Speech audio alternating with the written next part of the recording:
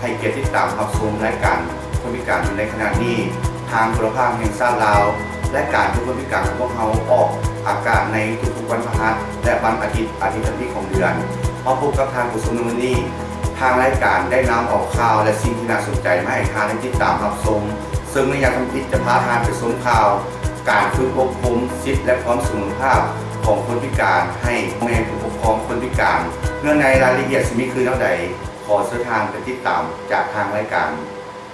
การฝึกอบรมสิทธิและความเสมอภาคให้กับพ่อแม่ผู้ปกครองคนพิการหน่วยงานส่งเสริมสิทธิและความเสมอภาคของคนพิการเป็นหน่วยงานหนึ่งที่สำคัญของสมาคมคนพิการแห่งชาติลาวมีภาระบทบาทในการโฆษณาเผยแพร่และส่งเสริมสิทธิของคนพิการลาวให้ทั่วสังคมได้รับรู้และเข้าใจโดยผ่านกิจกรรมการฝึกอบรมสิทธิและความเสมอภาคของคนพิการเป็นหลักจุดประสงค์แม่นเพื่อแนะใส่การปลูกจิตสำนึกทางด้านเวียกงานที่พัวพันถึงสิทธิของคนพิการให้แก่องค์การปกครองของรัฐตั้งแต่ขั้นศูนย์กลางจนฮอดท้องถิ่นรวมทั้งกลุ่มคนพิการและชุมชนทั่วไปนอกจากนี้ยังเป็นการสนับสนุนให้คนพิการได้เข้ามามีส่วนร่วมอย่างเต็มส่วนกิจกรรมต่างๆอยู่ในชุมชนตามความสามารถและสภาพเงื่อนไขตัวจริงของพวกเขาเจ้าดังนั้นในกลางเดือนมังกรปี 2018 นี้ได้มีการจัดฝึกอบรมสิทธิและความเสมอภาคให้พ่อแม่ผู้ปกครองคนพิการอยู่สมาคมคนพิการแห่งชาติลาวบ้านโพนสว่างเมืองจันทบุรีนครหลวงเวียงจันทน์ผู้เข้าร่วมการฝึกอบรมได้รับรู้เกี่ยวกับเวียกงานพัฒนาคนพิการในสปป.ลาวและนิติกรรมเกี่ยวกับคนพิการภายในและสากลได้รับรู้และรับฟังความเป็นพิการต่อจากนั้นทางทีมงานครูฝึกก็นำพาผู้เข้าร่วมฝึกอบรมเฮ็ดกิจกรรมสาธิตความเป็นพิการเพราะอยากให้ผู้เข้าร่วมได้รับรู้ถึงความเป็นพิการแต่ละประเภทเป็นต้นการนำไส้ล่อเรือนเพื่ออยากให้รับรู้ถึงความเป็นพิการทางด้านทางกายการนำไส้ไม้กันเท่าเพื่ออยากให้รับรู้ถึงความเป็นพิการทางด้านขาการนำไส้ผ้ามัดตาเพื่ออยากให้รับรู้ถึงพิการทางด้านสายตาต่อจากนั้นทางทีมงานครูฝึกก็ได้สรุปผลการสาธิตความเป็นพิการได้ให้ผู้เข้าร่วมฝึกได้รับรู้ถึงอุปสรรคหรือสิ่งกีดขวางต่างๆต่อการมีส่วนร่วมของคนพิการลักษณะเฉพาะสิ่งท้าทายที่คนพิการประเสริญอยู่การจำแนกและบ่มีส่วนร่วมของคนพิการแนวทางสิทธิมนุษย์ต่อความเป็นพิการและการพัฒนาได้มีการแบ่งกลุ่มค้นคว้าและปรึกษาหารือนำกันต่อจากนั้นก็ได้ให้ต่างหน้าของกลุ่มขึ้นนำเสนอผลการปรึกษาหารือนำกันการฝึกอบรมดังกล่าวได้ดำเนินไปตามเป้าหมายที่ได้วางไว้ไปพักชมโฆษณาแล้วมาเข้าสู่ในอย่างต่อไปของทางรายการ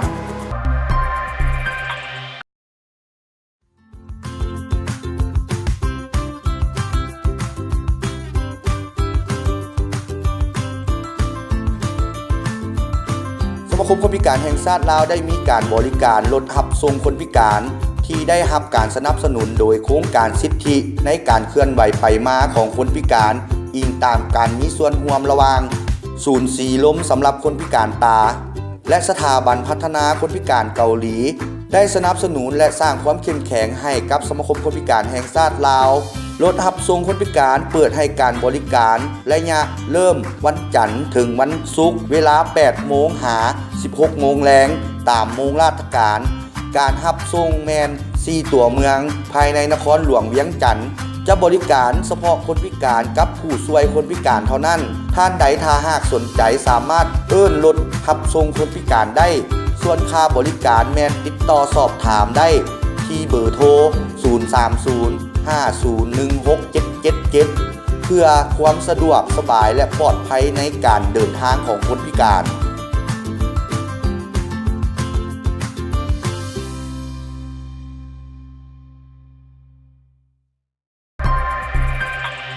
มาเข้าสู่ระยะที่ 2 ของทางรายการจะพาทางไปชมข่าวพิธีปิดการฝึกอบรมสร้างวิชาชีพสุดที่ 16 ของศูนย์พัฒนามีพิการลาวเงื่อนในรายละเอียดสิมีคือเท่าใดขอเสื้อทางไปติดตามจากทางรายการ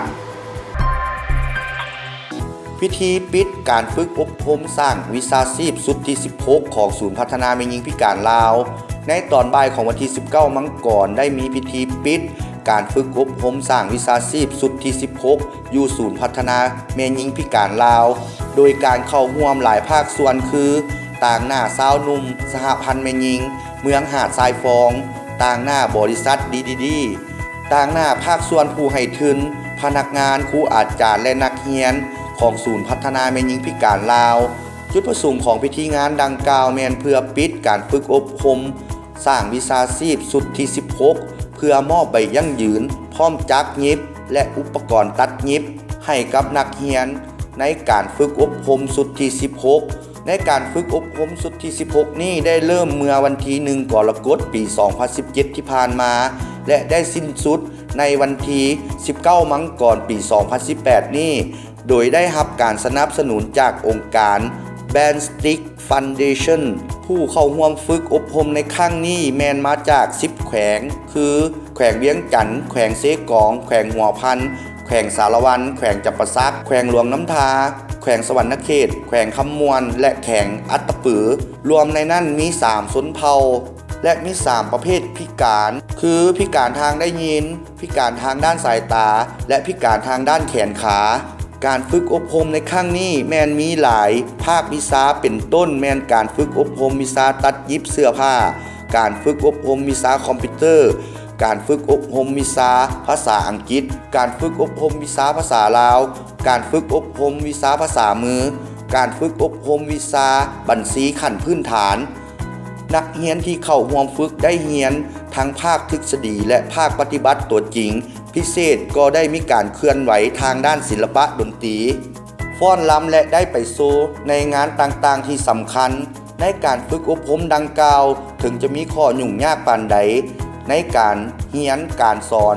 บ่ว่าทางด้านสื่อสารการไปการมาและสิ่งอำนวยความสะดวกต่างๆที่เป็นอุปสรรคนั้นน้องนักเรียนที่เข้าร่วมฝึกก็ผ่านพาตั้งหน้าเอาใจใส่ในการทำเรียนจนสำเร็จหลักสูตรการฝึกอบรมในพิธีงานดังกล่าวแมนได้มีการประกอบคำคิดคำเห็นและให้คำโอวาทให้กับนักเรียนที่เข้าร่วมการฝึกอบรมโดยท่านางจันเพ็งศรีวิลาอำนวยการศูนย์พัฒนาแม่หญิงพิการลาว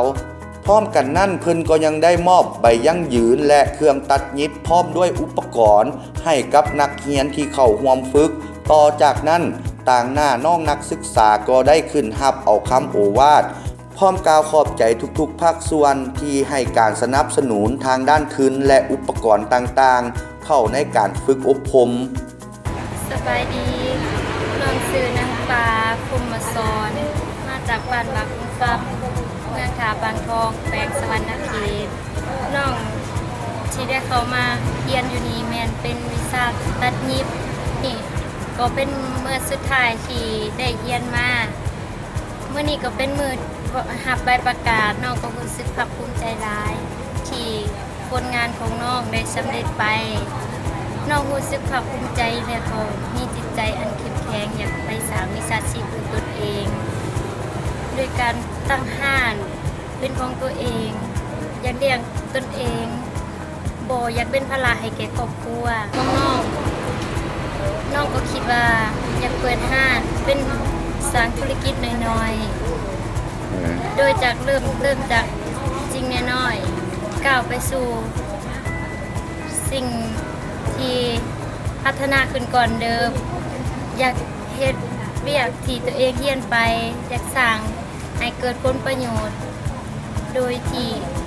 มีการเพิ่มขึ้นเรื่อยๆสบายดีน้องสื่อเกาหลีเจ้าสุรีมาจากเมืองสมุทรแขวงหัวพันมาเรียนวิชานี้เรียนวิชาคอมพิวเตอร์เป็นภาษาอังกฤษผมซื้อแต่ภาคภูมิใจหลายที่สุดเพราะว่าเข้าเห็นคนพิการหลายคนมีความสามารถเรียนหลายบางส่วนสำหรับเองมีความรู้สึกใจสุดๆเลยที่มาทางนี้ยาเฮ็ดดีซึ่งที่โดงเฮ็ดได้เป็นสถานที่ที่สะดวกจะมีวิชาชีพที่ช่วยเหลือตัวเองได้ทุกอย่างเป็นพยาน ในการเข้าแล้วคนจะใส่คนใดเราจะพยายามเอาวิชาที่เรียนไปประกอบอาชีพ ไปพักซุ้มโฆษณาแล้วมาเข้าสู่ในอย่างต่อไปของทางรายการ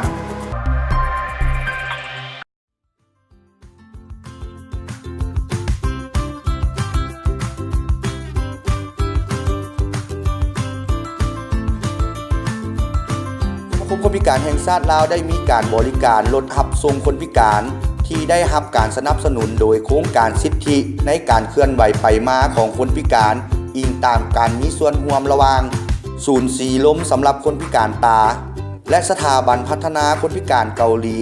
ได้สนับสนุนและสร้างความเข้มแข็งให้กับสมาคมคนพิการแห่งชาติลาวรถรับส่งคนพิการเปิดให้การบริการและเริ่มวันจันทร์ถึงวันศุกร์เวลา 8 โมงหา 16 โมงแรงตามโมงราชการ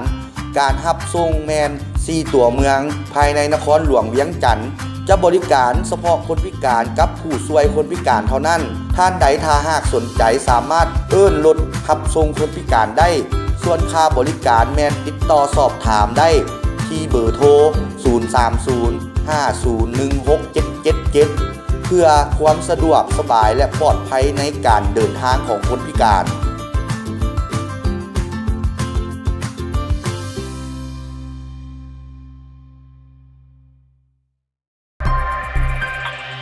ก็ใกล้มาถึงระยะสุดท้ายของทางรายการจะพาทานไปชมและรับรู้ถึงประวัติย่อเรียกงานการเคลื่อนไหวของสมาคมคนพิการลาวนำเสนอโดยทางท้องจันทร์ของมาลาลัยและการนำเสนอเรียกงานของศูนย์พัฒนามีพิการลาวนำเสนอโดยทานน้ำจันทร์เพ็ญศรีวิลาเนื่องในรายละเอียดสิมีคือแนวใดขอเชิญทานไปติดตามจากทางรายการ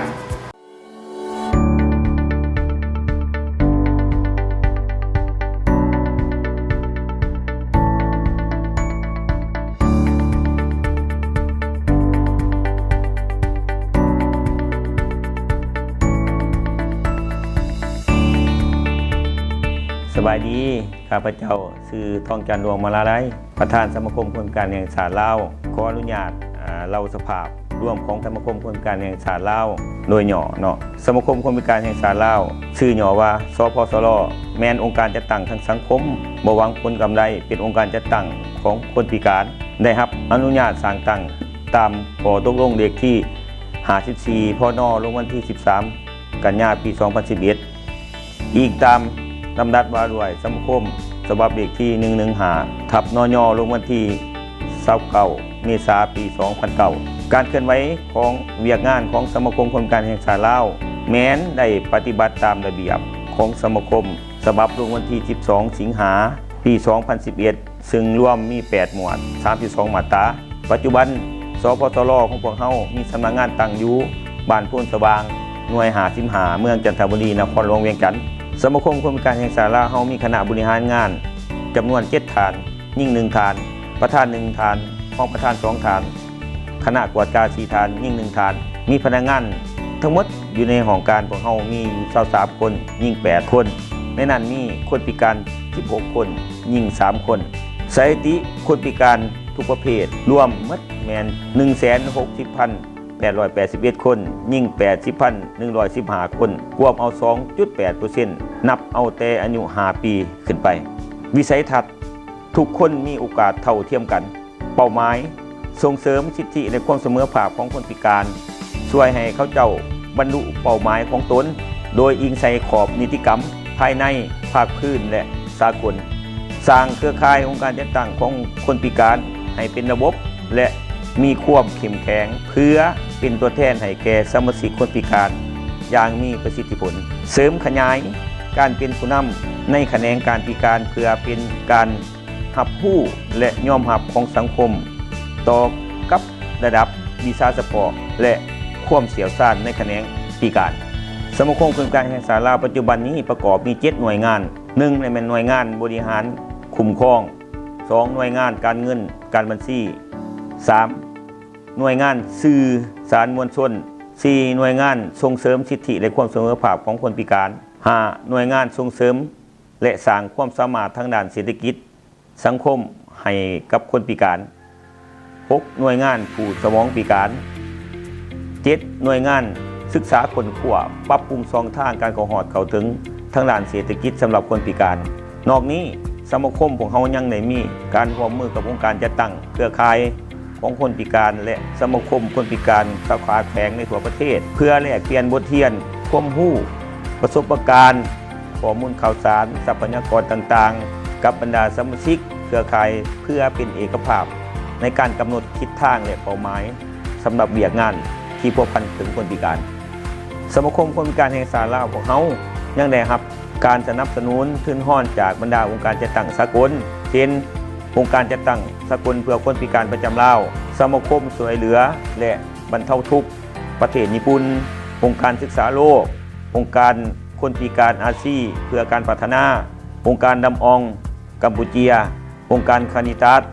มหาวิทยาลัยเคอร์ติน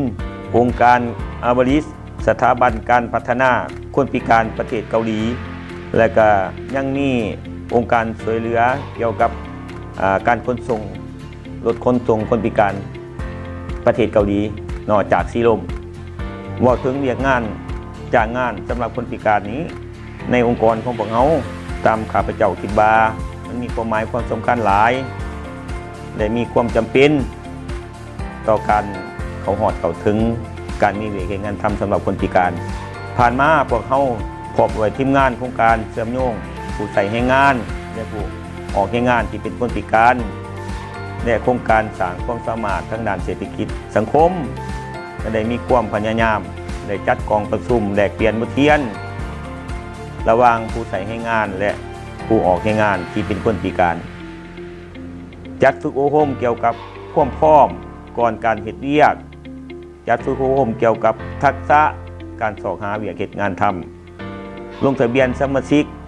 สัมภาษณ์สมาชิกทางโทรศัพท์ลงสัมภาษณ์ตัวจริงหาบริษัทผู้ประกอบการต่างๆทั้งภาครัฐและเอกชนเพื่อสอบหาตำแหน่งวางให้แก่สมาชิกคนพิการที่ลงทะเบียนนำสมาคมคนพิการแห่งสหราชของเฮาได้มีเวียกเฮ็ดงานทำจำนวนหนึ่งผ่านมาเวียกงานมูลนิธินี้หนึ่งเลยมันการเผยแพร่ปัญหาที่พัวพันถึงสิทธิและความเสมอภาคของคนพิการ 2. สร้างความเข้มแข็งให้การจัดตั้งสมาคมสาขาแข็งเพื่อเป็นจุดประสานงานสร้างความเป็นผู้นำทั้งด้านแขนงการพิการให้มีความหนักแน่นเข้มแข็งสร้างความมั่นคงทั้งด้านการเงินการบัญชีและแรงทุนสนับสนุนการเก็บกำข้อมูลและวิจัยข้อมูลสนับสนุนบรรดาโครงการต่างๆเพื่อแก้ไขปัญหาความต้องการและปัญหาอื่นที่พัวพันถึงคนพิการส่งเสริมการพัฒนาทักษะเขาในการดำรงชีวิตของคนพิการสุขอยู่ส่งเสริมการจ้างงานคนพิการด้วยการเป็นแบบอย่างที่ดีส่งเสริมการพัฒนาฝีมือแห่งงานและความรู้ความสามารถของคนพิการการพัฒนาและการตอบสนองการฝึกอบรมวิชาชีพด้วยหลายรูปแบบให้คนพิการผู้ที่มีเงื่อนไขเอาใจใส่ติดตามและประเมินผลแต่ละโครงการที่เฮ็ดเวียกงานกับคนพิการเพื่อการคุ้มครองการเคลื่อนไหวเวียกงานให้ถูกต้องตามระเบียบของสมาคมคนพิการแห่งสหราชพวกเฮาได้กำหนดไว้ทิศทางแผนการต่อหน้าของสมาคมคนพิการแห่งสหราชแต่นี่หาปี2020อิงใส่กองประชุมใหญ่ครั้งที่3ของสมาคมคนพิการแห่งสหราชที่ได้จัดขึ้นในวันที่29 กรกฎาคม 2016 ที่ผ่านมาได้รับห้องเอาขอบยุทธศาสตร์และทิศทางแผนการเป้าหมายและเวียกบุรุษสิทธิ์ 2016-2020 1. ได้กำหนดเอาวิสัยทัศน์คนพิการทุกคนถึงยอมรับและมีส่วนร่วมอย่างเต็มส่วนในโครงเขตเวียกงานของสังคมเป้าหมายบรรดาองค์การจัดตั้งทั้งสังคมภาครัฐเอกชนและภาคส่วนอื่นที่เกี่ยวข้องรับรู้สิทธิ์และความสามารถของคนพิการทุกประเภทสมาคมคนพิการขั้นสุดกลางและท้องถิ่นองค์การจัดตั้งเครือข่ายของคนพิการมีความเข้มแข็งทางด้านการชี้นำนำพาและสามารถเป็นตัวแทนแห่งสิทธิผลประโยชน์ของคนพิการสร้างให้สมาคมคนพิการแห่งสหราชเป็นองค์การจัดตั้งที่มีความรู้ความเชี่ยวชาญ และมีความสามารถเพื่อเฮ็ดให้สังคมรับรู้อย่างตัวถึงมีระบบการพัวพันประสานงานที่เข้มแข็งกับองค์การจัดตั้งเครือข่ายของคนพิการและองค์การจัดตั้งทางสังคมอื่นๆข้าพเจ้ายังห้องมายังถึงเครือข่ายองค์การจัดตั้งของคนพิการตลอดหอดสมาชิกคนพิการทุกประเภทในทั่วประเทศจงมีความสามัคคีกันเป็นน้ำหนึ่งใจเดียวกันพร้อมกันตั้งหน้าปฏิบัติหน้าที่การจะตั้งในหมอบหมายให้มีความกระตือรือร้นประกอบชวนอย่างหาวหันมีความอดทนบุกบืนผ่านพาอุปสรรคนานาประการลุกขึ้นสู่ชีวิตของตนให้รุดพ้นออกจากความทุกข์ยากมีความสามารถพึงตนเองกลุ่มตนเองสร้างความเข้มแข็งด้วยตนเองและพร้อมกันพัฒนาตนเองพัฒนาครอบครัวพัฒนาองค์การจัดตั้งและพัฒนาประเทศชาติขอแสดงความขอบอกขอบใจในผู้บุญคุณอย่างสูงมายังองค์การจัดตั้งภาครัฐเอกชนองค์การจัดตั้งสากลประจำลาวที่เกี่ยวข้องที่ได้ให้การชี้นำพาอย่างใกล้ชิดและให้การสนับสนุนทุนห้อนเข้าในการพัฒนาเวียกงานคนพิการในสปป.ลาวของพวกเรา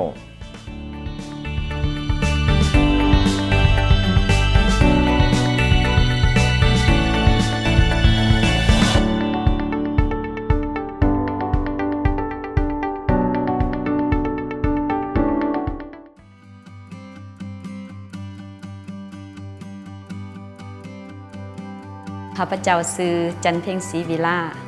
เป็นหัวหน้าศูนย์พัฒนาแม่หญิงพิการลาวทั้งเป็นคณะประจำของสมาคมคนพิการแห่งชาติเนาะอยู่ในครอบครัวของข้าพเจ้านี่มีเอื้อยน้อง12คนเฮากับผู้หนึงเนาะที่อยู่ในความยุ่งยากต้องได้เป็นผู้เสียสละสิ่งใดเสียสละก็คือเฮาต้องเฮาผู้ว่าเฮาเป็นพิการและเฮาจะบ่มีความสามารถจะเฮ็ดเวียกหรือว่าจะไปเรียนสูงได้เฮาจึงคอยสละจิในเอื้อยน้อง12คนเฮาเกือบจะบ่ได้เรียนหนังสือย้อนว่าหยังย้อนว่าเฮาเป็นพิการถ้าว่าเฮาอยากได้อันใดอันหนึ่งเนาะคันถ้าหากว่าสิทธิ์คือตัวอย่างเฮาอยากได้สิทธิ์เรื่องการศึกษาหรือว่าสิทธิ์อยากได้มีเวียกเฮ็ดงานทำหรือว่าสิทธิ์อยากอยู่ในสังคมและคันถ้าหากว่าสังคมให้สิทธิ์แต่ว่ากงกันขามที่เฮาบ่มีความสามารถจะรับเอาสิทธิ์นั้นได้ตัวอย่างถ้าหากว่าเฮาบ่มีความรู้ความสามารถเฮาก็จะบ่ได้รับสิทธิ์ตัวนั้นคนพิการก็คือคนทั่วไปเนาะชีวิตจิตใจก็คือมีคือกันกับคนทั่วไปต่างแต่ว่าสุขภาพร่างกายของข้าเจ้าบกพร่องทางส่วนใดส่วนหนึ่งทุกสิ่งทุกอย่างทุกคนก็มีแนวคิดจิตใจคือกันคืออยากมีชีวิตชีวาคืออยากให้ตนเองได้มีความเสมอภาคอยู่ในสังคมได้อยากมีส่วนร่วมอยู่ในสังคมจึงได้รับอนุมัติให้สร้างตั้งเป็นสมาคมคนพิการแห่งชาติเฮาอยากให้สังคมได้เห็นได้ฮู้ว่าคนพิการเป็นแนวใดมีความต้องการแนวใดมีสภาพของคนพิการเป็นอย่างไรองค์การจัดตั้งของศูนย์พัฒนาแม่หญิงพิการลาวนี้เป็นองค์การจัดตั้งหนึ่งทางสังคมที่ตอบสนองโอกาสให้แก่แม่หญิงพิการเพราะว่าแม่หญิงพิการนั้นเป็นผู้ที่ด้อยโอกาสและก็เป็นผู้ที่มีพิเศษอยู่บนว่าเฮาเป็นแม่หญิงและมีความอายเนาะมีความอายและมีความบ่กล้าแสดงออกจึงคอยได้ให้การฝึกอบรมให้ข้าเจ้านำพาข้าเจ้าได้ออกสู่สังคมเพื่อเฮ็ดให้ข้าเจ้าได้มีความกล้าหาญและกล้าแสดงออกอยากลบล้างอยากลบล้างแนวคิดของพ่อแม่ที่มีลูกเป็นพิการน่าอายว่าลูกพอว่ามีลูกเป็นพิการนี่เฮาอยากลบล้างตัวนี้อันที่สองอยากลบล้างแนวคิดของคนพิการเองที่ท้อถอยเนาะว่าตนเองเป็นพิการแล้วบ่กล้าจะเฮียนบ่กล้าจะเฮ็ดเวียกบ่กล้าแสดงออกความต้องการของตนเองทั้งที่อยากเข้าโรงเรียนความต้องการของตนเองที่ทั้งที่อยากเฮ็ดเวียกแต่ก็ยังมีความแนวคิดท้อถอยว่าตนเองจะเฮ็ดบ่ได้คือหมู่อันนี้อยากลบล้างแนวคิดของคนพิการเองเนาะอันที่สามมาอยากลบล้างแนวคิดของสังคมที่เห็นว่าคนพิการบ่มีความสามารถคันถ้าหากเฮาให้โอกาสเนาะ คันถ้าหากเขาให้โอกาสข้าเจ้าได้ทำเฮียนได้ฝึกอบรมด่านใดด่านหนึ่งข้าเจ้าจะมีโอกาสข้าเจ้าจะมีความสามารถเฮ็ดได้คือกันกับคนปกติทั่วไป ไปพักซุ้มโฆษณาแล้วมาเข้าสู่ในอย่างต่อไปของทางรายการ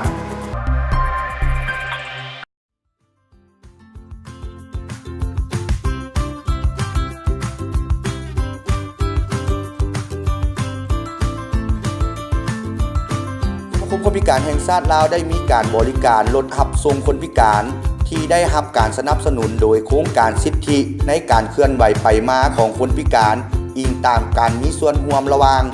ศูนย์สีลมสำหรับคนพิการตาและสถาบันพัฒนาคนพิการเกาหลีได้สนับสนุนและสร้างความเข้มแข็งให้กับสมาคมคนพิการแห่งชาติลาวรถรับส่งคนพิการเปิดให้การบริการและยะเริ่มวันจันทร์ถึงวันศุกร์เวลา 8 โมงหา 16 โมงแรงตามโมงราชการการรับส่งแมน4ตัวเมืองภายในนครหลวงเวียงจันทน์จะบริการเฉพาะคนพิการกับผู้ช่วยคนพิการเท่านั้นท่านใดถ้าหากสนใจสามารถเอิ้นรถรับส่งคนพิการได้ส่วนค่าบริการแมนติดต่อสอบถามได้ที่เบอร์โทร 030501677 เพื่อความสะดวกสบายและปลอดภัยในการเดินทางของคนพิการ